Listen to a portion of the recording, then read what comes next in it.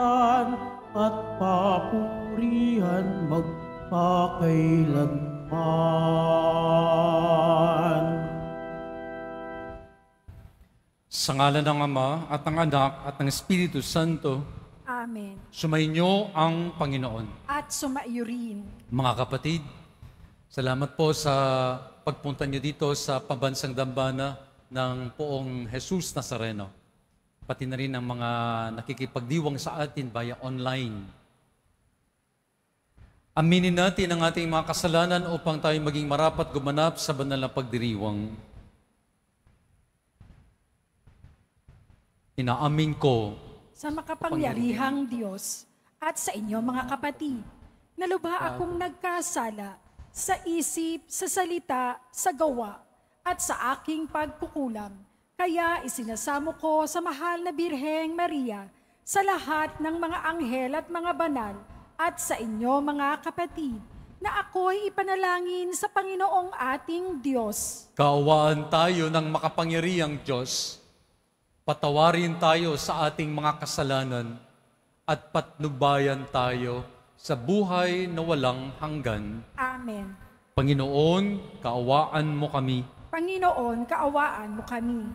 Kristo, kaawaan mo kami. Kristo, kaawaan mo kami. Panginoon, kaawaan mo kami. Panginoon, kaawaan mo kami. Manalangin tayo. Ama naming makapangyarihan, ipakita mo ang iyong paglingap sa iyong pag-antig ng aming kalooban upang ang pamumunga ng gawain mo sa amin ay aming mapakinabangan at mapagaling mong katapatan ay aming mapangatawanan sa pamamagitan ni Jesucristo kasama ng Espiritu Santo magpa sa walang hanggan. Amen. Magsiupo muna ang lahat. Pagbasa mula sa aklat ng pahayag. Akong si Juan ay tumingin at naroon ang kordero na nakatayo sa bundok ng Sion, kasama ang 144,000 tao. Nakasulat sa kanilang noo ang pangalan ng kordero at ang pangalan ng kanyang ama.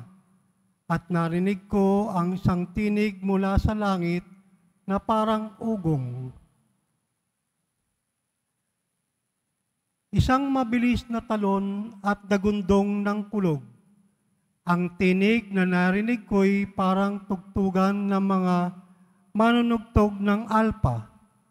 Sila'y umaawit ng isang bagong awit sa harap ng trono at ng 4 na nilalang na buhay at ng 24 na matatanda.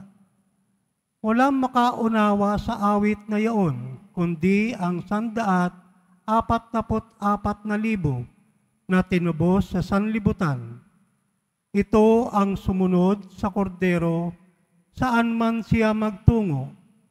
Sila'y tinubos mula sa buong sangkatauhan bilang mga unang handog ng Diyos at sa kordero. Hindi sila nagsinungaling kailanman. Wala silang anumang kapintasan. Ang salita ng Diyos. Salamat sa Diyos. Panginoon, ang bayan mo ay dumudulog sa iyo. Panginoon, ang bayan mo ay dumudulog sa iyo. Ang buong daigdig lahat ng naroon, may-ari ang Diyos, ating Panginoon. Ang mundo'y natayo at yaong sandigay, ilalim ng lupa, tubig kalaliman. Panginoon, ang bayan mo ay dumudulog sa iyo. Sino ang marapat umahon sa burol? Sa burol ng puon, sino ngang aahon? Sinong papayagan pumasok sa templo? Sinong tutulutan pumasok na tao? Siya na malinis ang isip at buhay, na hindi sumamba sa Diyos-Diyosan, tapat sa pangako na binibitiwan. Panginoon, ang bayan mo ay dumudulog sa iyo. Ang Panginoon Diyos, pagpapalain siya, ililigtas siya at pawawalang sala. Gayon ang sinumang lumalapit sa Diyos, silang lumalapit sa Diyos ni Jacob. Panginoon, ang bayan mo ay dumudulog sa iyo. Magsitayo na po ang lahat.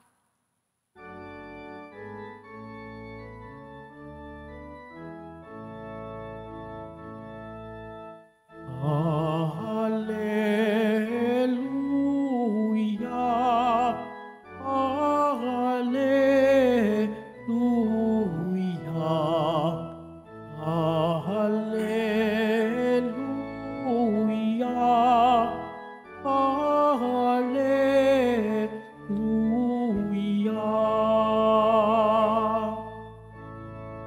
Lagi tayong magtanod, sapagkat di natin talos ang pagbabalik ni Jesus. Hallelujah, Hallelujah, Hallelujah,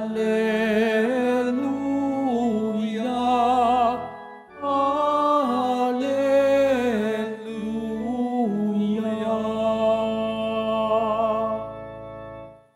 Sumainyo ang Panginoon. At sumaiyo rin. Ang pagpapahayag ng mabuting balita ng Panginoon ayon kay San Lucas. Papuri sa iyo, Panginoon. Noong panahong yun, nang tumingin si Jesus, nakita niya ang mayayamang naghuhulog ng kanilang kaloob sa lalagyan nito sa templo. Nakita rin niya ang isang dukhang babaeng balo na naghulog ng 2 kusing. Ang wika ni Jesus, sinasabi ko sa inyo, ang dukhang balong yun ay naghulog ng higit kaysa kanilang lahat. Sapagkat bahagi lang ng di na nila kailangan ang kanilang ipinagkaloob. Ngunit ibinigay ng balong yon na dukhang-dukha ang buo niyang ikabubuhay.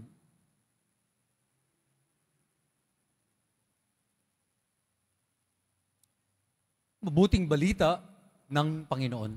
Pinupuri ka namin, Panginoong Hesu Kristo. Magsiupo muna ang lahat. Mga kapatid, pagnilayan po natin ang napakagandang ebanghelyo sa araw na ito na patungkol sa isang balo na nakatawag ng pansin kay Jesus. Sa labas ng templo, noong unang panahon ay meron tinatawag na treasury na doon hinuhulog ng mga tao ang kanilang mga tithes, ang kanilang mga love offering sa templo. Habang pinagmamasdan ni Jesus ang mga naguhulog, napansin niya ang isang balong babae naghulog ng 2 kusing. At ang sabi ni Jesus, habang ang mga tao ay naguhulog ng mga extra na hindi na nila kailangan, ang balong ito ay nagbigay ng 2 kusing na ikabubuhay niya. Maganda ito mga kapatid na pagnilayan natin sapagkat ito ay nagsasaad sa atin kung ano at paano ang tunay na pagbibigay. Di po ba tayo natatakot tayong magbigay dahil una, natatakot tayong mawalan? Yung mga favorite natin, ayaw nating pakawalan. Halimbawa, may mga donation, di ba? Bukas tayo ng ating cabinet, ang pipiliin natin yung ayaw na natin. Pero yung mga favorite natin, nako, wag mong hahawakan yan, akin yan. Kasi natakot tayong mawala yung mga favorite at mga gusto natin. O dili naman kaya'y natatakot din tayong maubusan o makaltasan. Ito, pinagtrabahuan ko ito, akin to, at may karapatan akong i-enjoy ito. Totoo po naman, kaya lang natatakot tayo na pag tayo'y nagbigay, mababawasan o mawawalan tayo nito. Kaya naman, binibigyan tayo ng Panginoon ng isang modelo ng pagbigay. At ang ginamit niya ay ang isang balong babae na nung unang panahon ay isang imahe ng kawalan, ng karukaan. At sa kabila ng kawalan at karukaan, ito ay naging sagisag ng tunay na pagbibigay. Nang ibig sabihin po mga kapatid, hindi naman pala kinakailangan na tayo'y maging mayaman o may mga sobra para tayo makapagbigay, kundi kahit na sa gitna ng ating kawalan at karukaan, meron pa rin tayong maibibigay. Katulad ng mga nakaraang mga araw kung saan nakita natin na mga lumubog na bahay, na mga inanod, na mga ari-arian, at na marami tayong nakitang mga kampanya sa Facebook.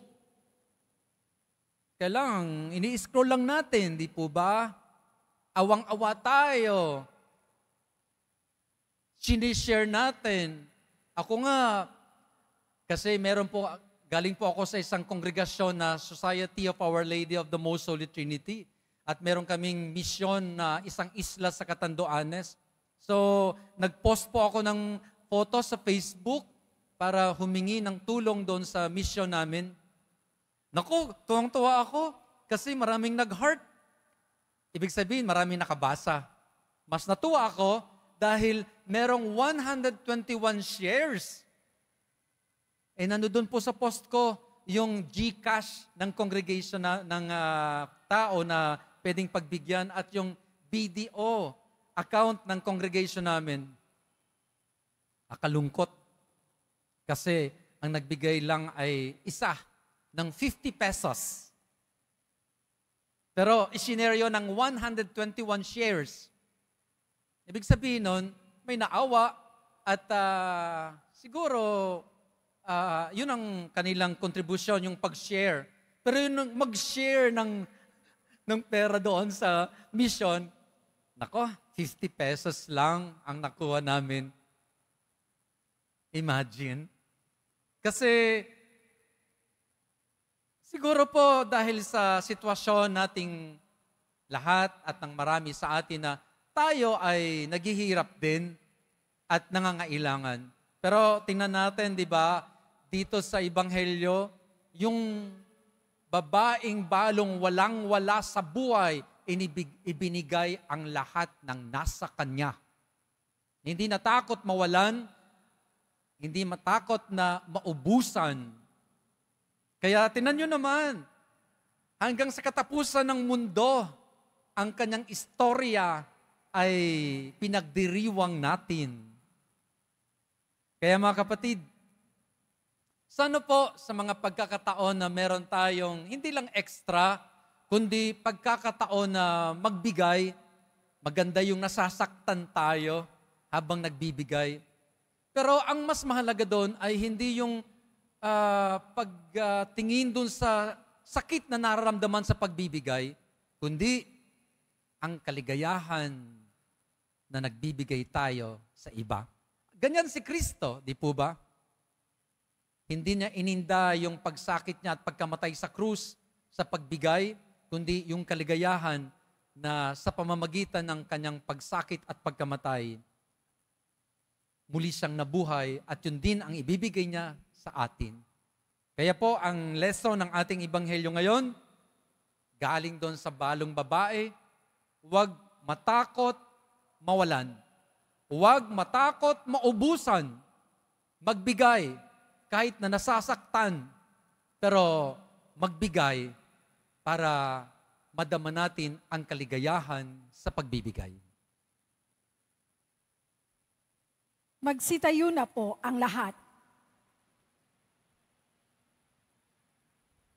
Sa ating pong panalangin ng bayan, ang ating pong itutugon, mapagbigay na Diyos, basbasan mo kami. Lahat po tayo. Mapagbigay na Diyos, basbasan mo kami. Bilang simbahan, maging mapagbigay tayo ng sapat upang magbahagi tayo hindi lamang mula sa ating kasaganaan, kundi mula rin sa ating kasalatan. Manalangin tayo. Mapagbigay na Diyos, basbasan mo kami. Ang mga lingkod bayan, naway maging malaya sa kasakiman at pagmamalabis sa kapangyarihan. Manalangin tayo. Mapagbigay na Diyos, basbasan mo kami. Ang mga balo, mga solong magulang, at mga ulila, naway umunlad sa kabanalan at mabasbasan ng pag-ibig ng Diyos. Manalangin tayo. Mapagbigay na Diyos, basbasan mo kami. Ang mga may sakit, naway maibahagi ang kanilang pagdurusa sa pagpapakasakit ni Kristo. Manalangin tayo. Mapagbigay na Diyos, basbasan mo kami. Ang ating mga yumaong kamag-anak at mga kaibigan, naway tanggapin sa walang hanggang tahanan ng Diyos. Manalangin tayo. Mapagbigay na Diyos, basbasan mo kami. Sa ilalim ng ating mga puso, sa katahimikan, ipanalangin po natin ang ating mga pansariling kahilingan.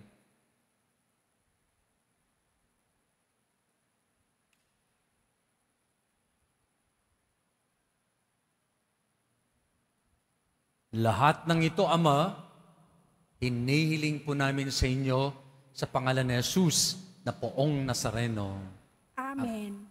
Magsiupo muna ang lahat.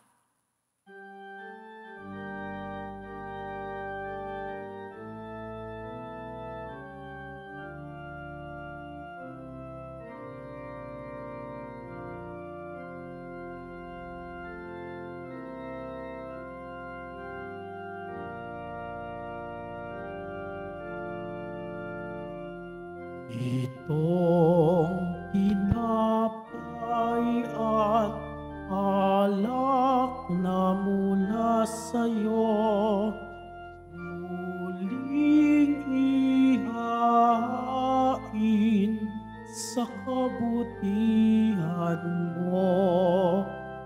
Kunin at tanggapin alay sa'yo. Pasasalamat ng puso.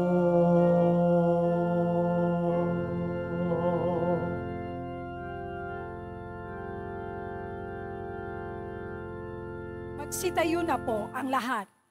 Manalangin kayo mga kapatid, upang itong ating paghahain ay kalugdan ng Diyos Amang makapangyarihan. Tanggapin nawa ng Panginoon itong paghahain sa iyong mga kamay, sa kapurihan niya at karangalan, sa ating kapakinabangan, at sa buong sambayanan niyang banal. Ama naming lumikha, tanggapin mo ang mga banal na alay na iyong pinag-utos na aming itinalaga sa pagsamba sa iyong ngalan at upang kami pagindapating paunlakan ng iyong tapat na pagmamahal. Gawin mong ang iyong mga utos ay sundin namin kailanman sa pamamagitan ni Kristo kasama ng Espiritu Santo magpas sa walang hanggan. Amen. Sumainyo ang Panginoon. At sumaiyo rin. Itaas sa Diyos ang inyong puso at diwa. Itinaas na namin sa Panginoon. Pasalamatan natin ang Panginoong ating Diyos. Marapat na siya ay pasalamatan. Ama naming makapangyarihan, tunay nga pong marapat na ikaw ay aming pasalamatan. Sa iyong paglingap at kagandahang loob, ang tao'y nilikha mo't pinangasiwa sa sansinukob. Sa hangad mong siya'y iwastong lubos, siya'y pinagdusa mo sa kanyang pagtalikod. Sa iyong paggiliw, iyong ipinahintulot na makabalik siya sa pamamagitan ni Kristo Jesus. Kaya kaysa ng mga anghel na nagsisiawit ang papuri sa iyo ng walang ngumpay sa kalangitan. Kami nagbubunyi sa iyong kadakilaan. Santo, Santo, Santo, Panginoong Diyos ng mga hukbo, napupuno ang langit at lupa ng kadakilaan mo. O sana sa kaitaasan, pinagpala ang naparirito sa ngalan ng Panginoon. O sana sa kaitaasan, magsiluhod po ang lahat. Ama naming banal, ikaw ang bukal ng tanang kabanalan, kaya't sa pamamagitan ng iyong Espiritu, gawin mong banal ang mga kaloob na ito upang para sa amin maging katawan at dugo ng aming Panginoong Hesukristo. Bago niya pinagtiis ang kusang loob na maging handog, hinawakan niya ang tinapay, pinasalamatan kanya, pinaghati-hati niya iyon, inabot sa kanyang mga alagad at sinabi, tanggapin ninyong lahat ito at kanin. Ito ang aking katawan na ihahandog para sa inyo.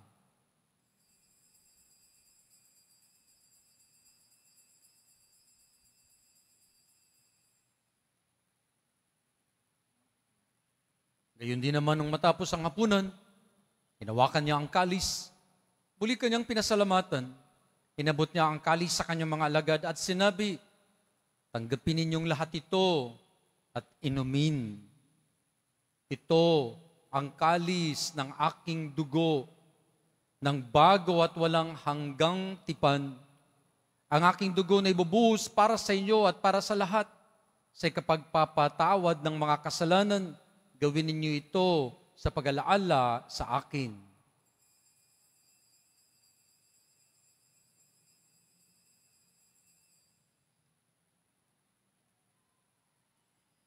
Magsitayo na po ang lahat. Misteryo ng pananampalataya. Si Kristo'y namatay, si Kristo'y nabuhay, si Kristo'y babalik sa wakas ng panahon. Ama, ginagawa po namin ngayon ang pag-alaala sa pagkamatay at muling pagkabuhay ng iyong anak. Kaya't inaalay namin sa inyo ang tinapay na nagbibigay buhay at ang kalis na nagkakaloob ng kaligtasan. Kami nagpapasalamat dahil kami yung minarapat at tumayo sa harap mo para maglingkod sa iyo. Sinasamo namin kaming magsasalo-salo sa katawan at dugo ni Kristo ay mabuklod sa pagkakaisa sa pamamagitan ng Espiritu Santo. Ama, lingapin mo ang iyong simbahang laganap sa buong daigdig. Puspusin mo kami sa pag-ibig kaysa ni Francisco na aming Papa, ni Jose na aming Obispo at ng Tanang Kaparian. Alalahanin mo rin ang mga kapatid naming nahimlay nang may pag-asang sila'y muling mabubuhay, gayon din ang lahat ng mga pumanaw. Kawaan mo sila at patuloyin sa iyong kaliwanagan. Kawaan mo at pagindapatin kaming lahat na makasalo sa iyong buhay na walang wakas, kaisa ng mahal na Birheng Maria na ina ng Diyos, ni San Jose, kaisa ng mga apostol at lahat ng mga banal na namuhay dito sa daigdig ng kalugod-lugod sa inyo, maipagdiwang nawa namin ang pagpupuri sa kararangal mo sa pamamagitan ng iyong anak, naming Panginoong Hesukristo. Sa pamamagitan ni Kristo, kasama niya at sa Kanya, ang lahat ng parangal at papuri ay sa iyo, Diyos Ama, makapangyarihan, kasama ng Espiritu Santo, magpasawalang hanggan.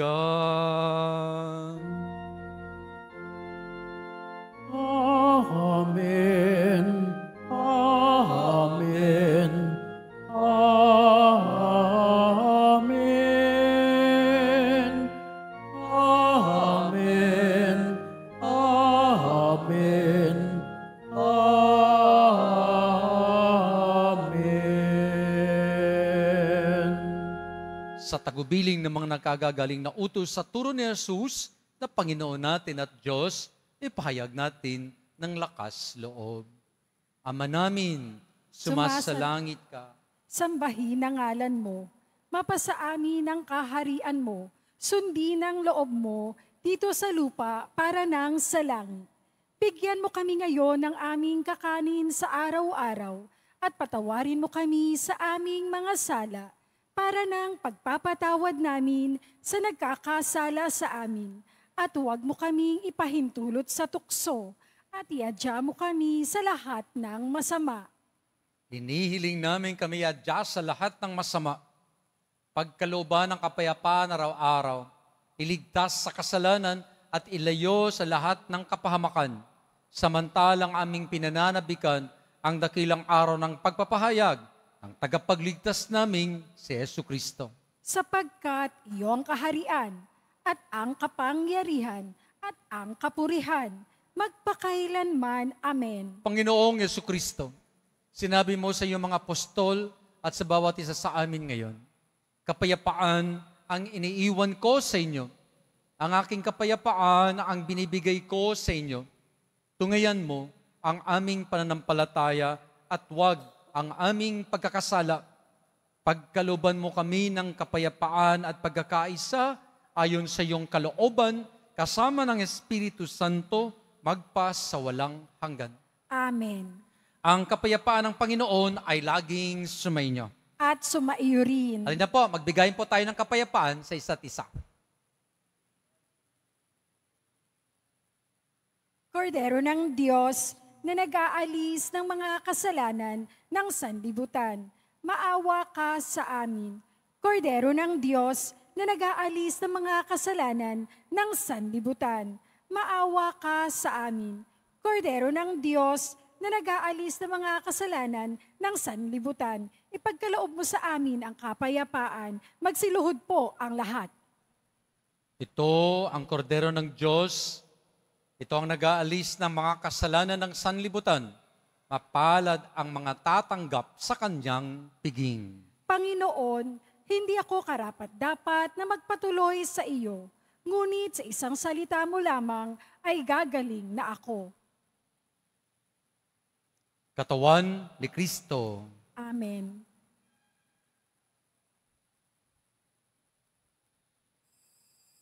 Para sa lahat ng tatanggap ng banal na komunyon, sasagot po tayo ng amen. Pagkasabi ng pari o ng lay minister ng katawan ni Kristo at isubo agad sa bibig. Bago umalis sa harapan ng pari o lay minister, sumunod po tayo.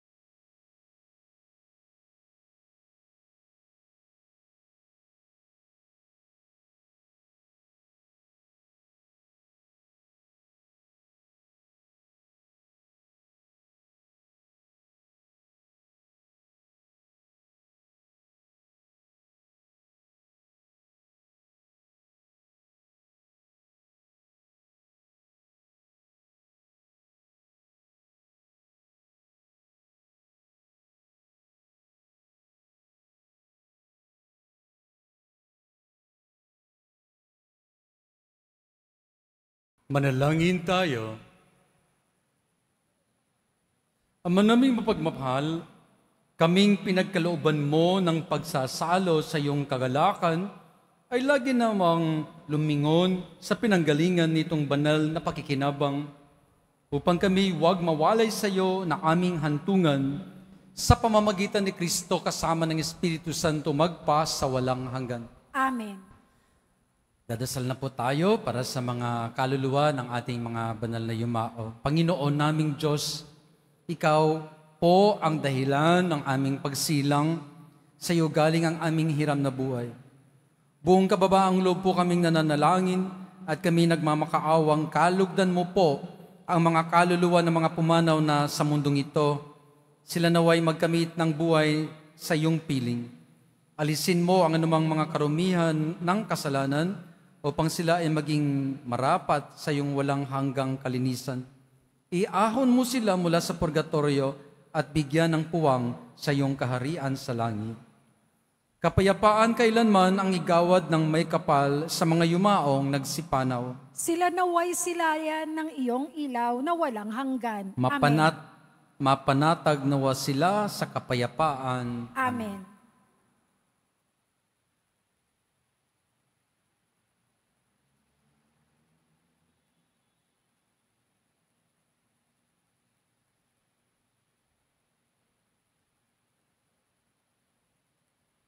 Ngayon po, babasbasan natin ang iyong mga rosaryo, mga panyo, at iba pang mga imahen. Pakitaas na po sila. Mahal na pong Jesus Nazareno, ipinahayag mo sa pamamagitan ng krus ang walang malayo na pag-ibig ng Diyos sa sangkatauhan. Pakinggan mo ang kahilingan ng iyong angkan na nagsusumamo sa iyo. Basbasan mo ang mga imahen at dasalan. Sa pamamagitan ng bendisyon na ito, naway maalala nila ang mga pangako nila noong sa binyag, na ikaw ang kanilang iibigin at paglingkuran bilang Panginoon magpas sa walang hanggan. Amen. Mga kapatid, bago ko po igawad ang final blessing, mag-pray over ako sa mga may sakit sa inyo at sa may mga karamdaman, pati na sa mga nanonood sa atin via online. Ilagay po ang inyong kanang kamay sa bahagi ng iyong katawan na nangangailangan ng paggaling at paghilom habang ako ay nag-pray over.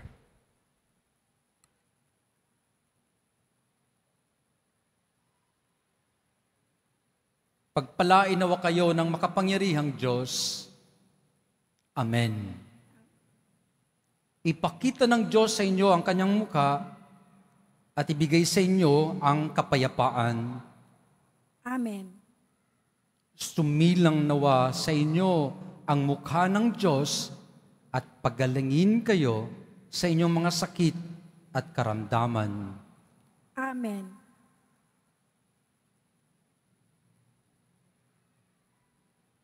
At sa tulong at panalangin ng ating mahal na ina ni Birhen Maria, pagpalaing kayo na makapangyarihang Diyos ng Ama, ng Anak, at ng Espiritu Santo. Amen. Humayo tayo palaging at maligayang nagbibigay kay Kristo at sa kapwa-tao.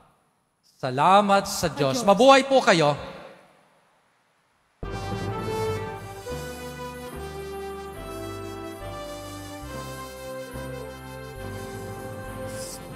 Padre Jesus Nazareno, sinasamba ka namin.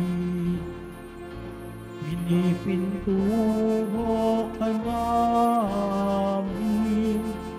Aral mo ang aming buhay at kaligtasan sa bawat